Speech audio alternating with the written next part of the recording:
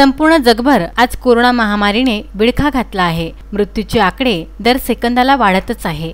जगाचे वातावरण या महामारीने खडबडून टाकले आहे। याचा प्रभाव आज भारतामध्येही पाहायला मिळत आहे, ज्यामध्ये आर्थिक महामंदी ही प्रमुख कारण आहे। याच आर्थिक महामंदीला सामोरे जाण्यासाठी पर्यायी व्यवस्था दिसून येत नाही आहे, ज्याचा प्रभाव समाजातील सर्वच घटकांवर दिसून येत आहे।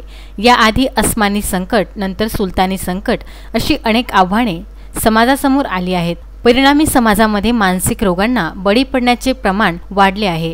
असे समाजातील मानसिक रोगांना बळी पडलेल्या लोकांना धीर देण्यासाठी आणि त्यांना पुन्हा सावरण्यासाठी देशभर राष्ट्रीय मानसिक आरोग्य कार्यक्रम राबविले जात आहेत, ज्यात समाजातील सर्वच घटकांना मानसिक आरोग्य शिबिरे आयोजित करून त्यांना समुपदेशन करण्यात येत आहे। अशी शिबिरे अमरावती जिल्ह्यात राबवण्यात येणार आहे, ज्याची सांगता अमरावतीमधील श्री सिद्धिविनायक बहुउद्देशीय संस्था यांनी केली। श्री सिद्धिविनायक बहुउद्देशीय संस्थेच्या अध्यक्षा डॉक्टर श्रद्धा घारडे यांनी माहिती दिली आहे। जिल्ह्याभरातील आत्महत्याग्रस्त शेतकरी कुटुंब, शाळा, महाविद्यालय, शासकीय, निमशासकीय कार्यालयातील कर्मचारी, पालक, समाजातील उपेक्षित घटक, झोपडपट्टीतील किशोरवयीन मुलं मुली, कारागृहातील कैदी, महिला बचत गटातील महिला, विटाभट्टीवरील किशोरवयीन मुले मुली आणि समाजातील इतर घटकांना समुपदेशन आणि मार्गदर्शन करण्यात येणार आहे, ज्यामध्ये जिल्ह्यात समन्वय साधण्यासाठी ऋषिकेश लोंढे, अर्पित काळे, अंकुश मरकाडे, महेश चव्हाण यांची नियुक्ती करण्यात आली आहे।